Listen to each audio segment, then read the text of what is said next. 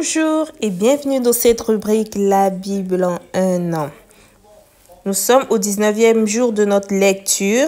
Nous allons lire le livre de Genèse chapitre 20, versets 1 à 18, le livre de Néhémie chapitre 9, versets 1 à 38 et nous allons finir par le livre de Matthieu chapitre 19, versets 1 à 30. Prenons nos Bibles et lisons ensemble. Que Dieu vous bénisse. La Genèse, chapitre 20. Abraham partit de là pour la contrée du Midi. Il s'établit entre Kadès et Shur et fit un séjour à Guérar. Abraham disait de Sarah, sa femme, « C'est ma sœur ». Abimélec, roi de Guérar, fit enlever Sarah. Alors Dieu apparut en songe à Abimélec pendant la nuit et lui dit, « Voici, tu vas mourir, à cause de la femme que tu as enlevée, car elle a un mari. » Abimélec, qui ne s'était point approché d'elle, répondit, « Seigneur, ferais-tu périr même une nation juste? Ne m'a-t-il pas dit, c'est ma sœur? Et elle-même, n'a-t-elle pas dit, c'est mon frère? J'ai agi avec un cœur pur et avec des mains innocentes. » Dieu lui dit en songe, « Je sais que tu as agi avec un cœur pur. Aussi t'ai-je empêché de pécher contre moi. C'est pourquoi je n'ai pas permis que tu la touchasses. Maintenant, rends la femme de cet homme, car il est prophète. Il priera pour toi, et tu vivras. Mais si tu ne la rends pas, sache que tu mourras, toi et tout ce qui t'appartient. » Abimélec se leva de bon matin. Il appela tous ses serviteurs et leur rapporta toutes ces choses. Et ces gens furent saisis d'une grande frayeur. Abimélec appela aussi Abraham et lui dit, « Qu'est-ce que tu nous as fait? Et en quoi t'ai-je offensé pour que tu aies fait venir sur moi et sur mon royaume un si grand péché?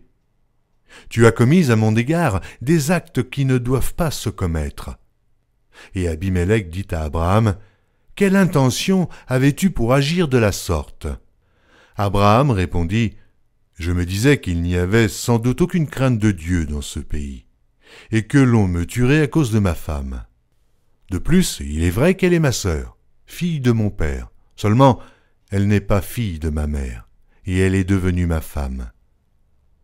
Lorsque Dieu me fit errer loin de la maison de mon père, je dis à Sarah, « Voici la grâce que tu me feras.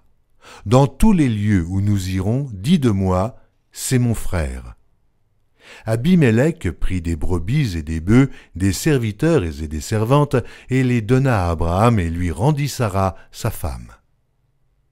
Abimélec dit, « Voici, mon pays est devant toi, demeure où il te plaira. » Et il dit à Sarah, « Voici, je donne à ton frère 1000 pièces d'argent, cela te sera un voile sur les yeux pour tous ceux qui sont avec toi, et auprès de tous tu seras justifié. » Abraham pria Dieu, et Dieu guérit Abimélec, sa femme et ses servantes, et elles purent enfanter.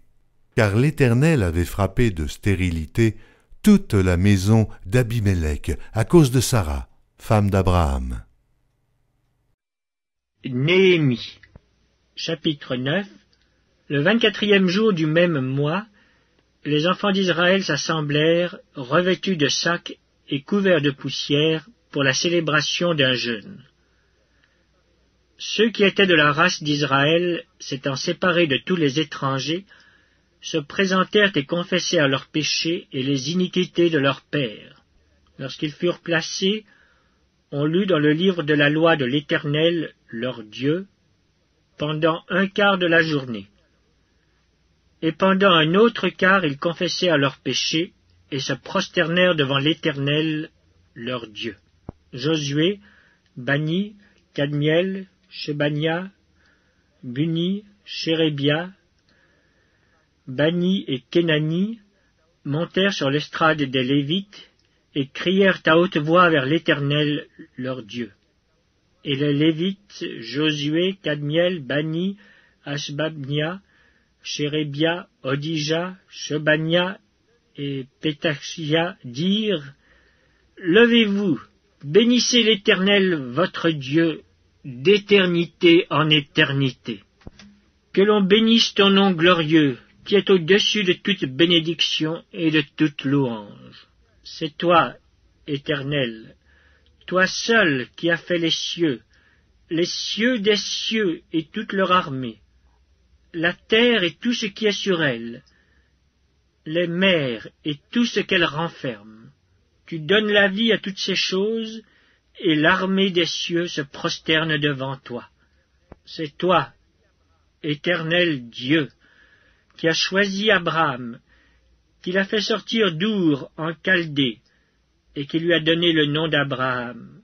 Tu trouvas son cœur fidèle devant toi, tu fis alliance avec lui, et tu promis de donner à sa postérité le pays des Cananéens, des Hétiens, des Amoréens, des Phéréziens, des Jébusiens et des Girgasiens.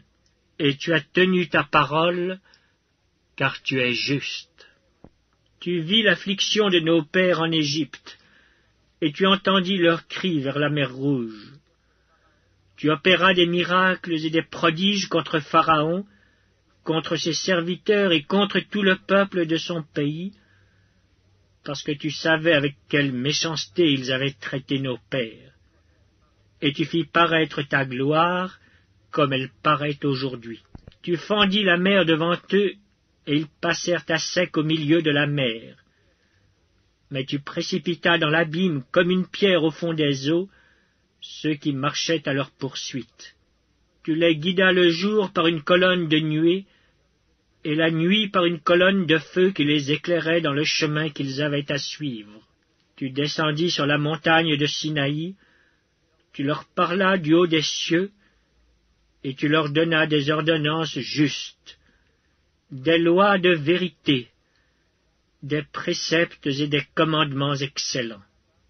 Tu leur fis connaître ton saint sabbat, et tu leur prescrivis par Moïse ton serviteur des commandements, des préceptes et une loi.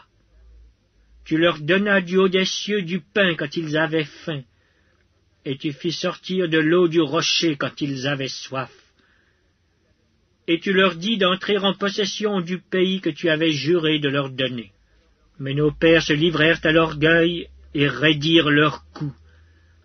Ils n'écoutèrent point tes commandements, ils refusèrent d'obéir, et ils mirent en oubli les merveilles que tu avais faites en leur faveur. Ils raidirent leurs coups, et dans leur rébellion ils se donnèrent un chef pour retourner à leur servitude.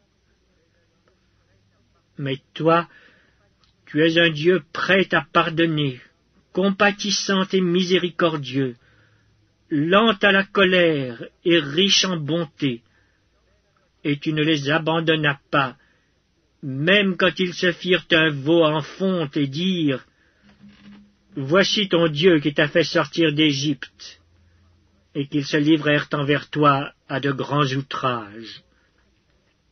Dans ton immense miséricorde, tu ne les abandonnas pas au désert, et la colonne de nuée ne cessa point de les guider le jour dans leur chemin, ni la colonne de feu de les éclairer la nuit dans le chemin qu'ils avaient à suivre. Tu leur donnas ton bon esprit pour les rendre sages. Tu ne refusas point ta manne à leur bouche, et tu leur fournis de l'eau pour leur soif.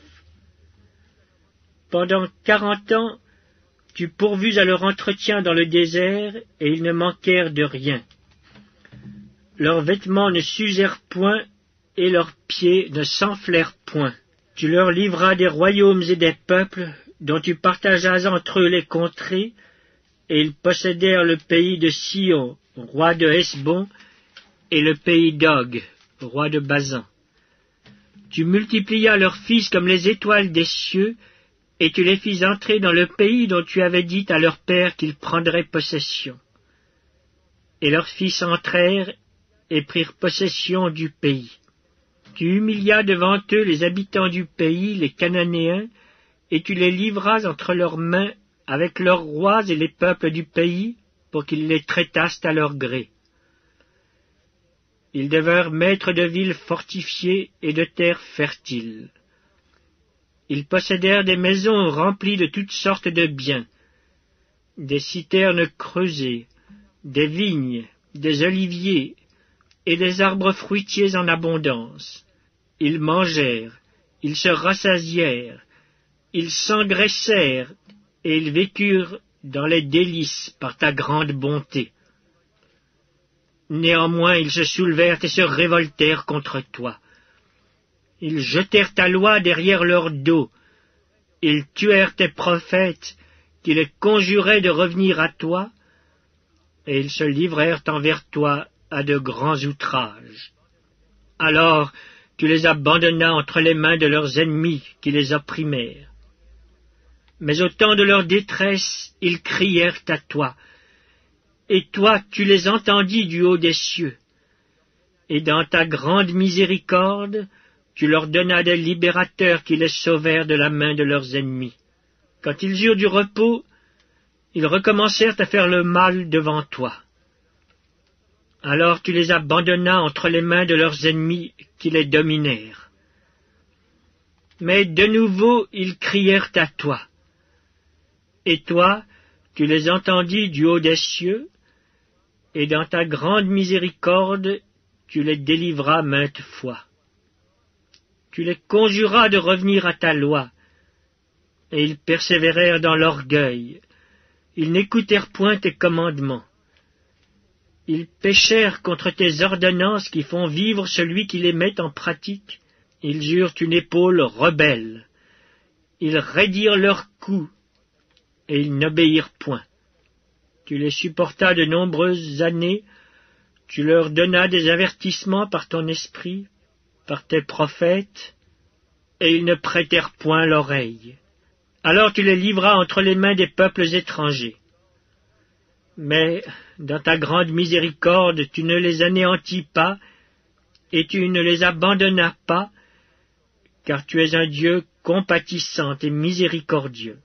Et maintenant, ô notre Dieu, Dieu grand, puissant et redoutable, toi qui gardes ton alliance et qui exerces la miséricorde, ne regarde pas comme peu de choses toutes les souffrances que nous avons éprouvées, nous, nos rois, nos chefs, nos sacrificateurs, nos prophètes, nos pères, et tout ton peuple, depuis le temps des rois d'Assyrie jusqu'à ce jour. Tu as été juste dans tout ce qui nous est arrivé, car tu t'es montré fidèle, et nous avons fait le mal. Nos rois, nos chefs, nos sacrificateurs et nos pères n'ont point observé ta loi, et ils n'ont été attentifs ni à tes commandements, ni aux avertissements que tu leur adressais. Pendant qu'ils étaient les maîtres, au milieu des bienfaits nombreux que tu leur accordais, dans le pays vaste et fertile que tu leur avais livré, ils ne t'ont point servi, et ils ne se sont point détournés de leurs œuvres mauvaises. Et aujourd'hui, nous voici esclaves. Nous voici esclaves sur la terre que tu as donnée à nos pères pour qu'ils jouissent de ses fruits et de ses biens. Elle multiplie ses produits pour les rois auxquels tu nous as assujettis à cause de nos péchés. Ils dominent à leur gré sur nos corps et sur notre bétail, et nous sommes dans une grande angoisse. Matthieu, chapitre 19.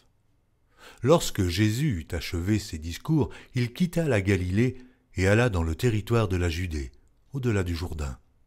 Une grande foule le suivit, et là il guérit les malades. Les pharisiens l'abordèrent et dirent pour l'éprouver, « Est-il permis à un homme de répudier sa femme pour un motif quelconque ?»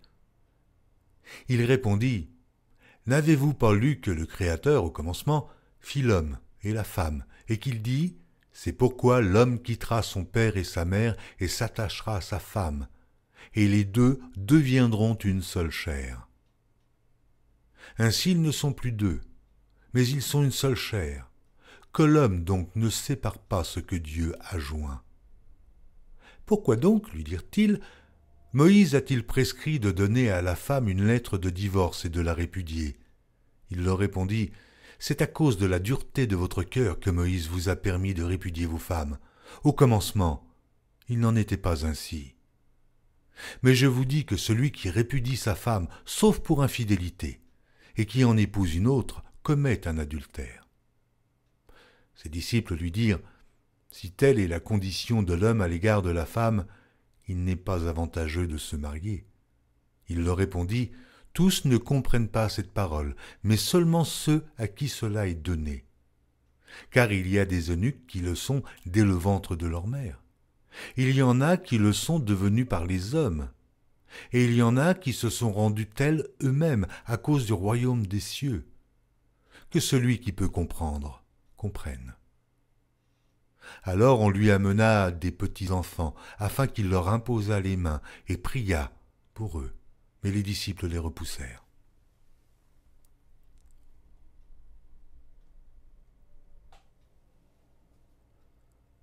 Et Jésus dit, « Laissez les petits-enfants, et ne les empêchez pas de venir à moi, car le royaume des cieux est pour ceux qui leur ressemblent. » Il leur imposa les mains, et il partit de là. Et voici, un homme s'approcha et dit à Jésus, « Maître, que dois-je faire de bon pour avoir la vie éternelle ?» Il lui répondit, « Pourquoi m'interroges-tu sur ce qui est bon? Un seul est le bon. Si tu veux entrer dans la vie, observe les commandements. » Lesquels, lui dit-il, et Jésus répondit, « Tu ne tueras point, tu ne commettras point d'adultère, tu ne déroberas point, tu ne diras point de faux témoignages, honore ton père et ta mère, et tu aimeras ton prochain comme toi-même. » Le jeune homme lui dit, « J'ai observé toutes ces choses, que me manque-t-il encore ?» Jésus lui dit, « Si tu veux être parfait, va. Vends ce que tu possèdes, donne-le aux pauvres, et tu auras un trésor dans le ciel. Puis, viens et suis-moi. » Après avoir entendu ces paroles, le jeune homme s'en alla tout triste, car il avait de grands biens. Jésus dit à ses disciples, « Je vous le dis en vérité, un riche entrera difficilement dans le royaume des cieux. Je vous le dis encore, il est plus facile à un chameau de passer par le trou d'une aiguille qu'à un riche d'entrer dans le royaume de Dieu. » Les disciples ayant entendu cela furent très étonnés et dirent, « Qui peut donc être sauvé ?» Jésus les regarda et leur dit, « Aux hommes cela est impossible, mais à Dieu tout est possible. » Pierre, prenant la parole, lui dit, « Voici, nous avons tout quitté, et nous t'avons suivi. Qu'en sera-t-il pour nous ?» Jésus leur répondit, « Je vous le dis en vérité, quand le Fils de l'homme, au renouvellement de toutes choses, sera assis sur le trône de sa gloire, vous qui m'avez suivi, vous serez de même assis sur 12 trônes, et vous jugerez les 12 tribus d'Israël. Et quiconque aura quitté à cause de mon nom ses frères ou ses sœurs, ou son père, ou sa mère, ou sa femme, ou ses enfants, ou ses terres, ou ses maisons, recevra le centuple et héritera la vie éternelle. Plusieurs des premiers seront les derniers, et plusieurs des derniers seront les premiers. »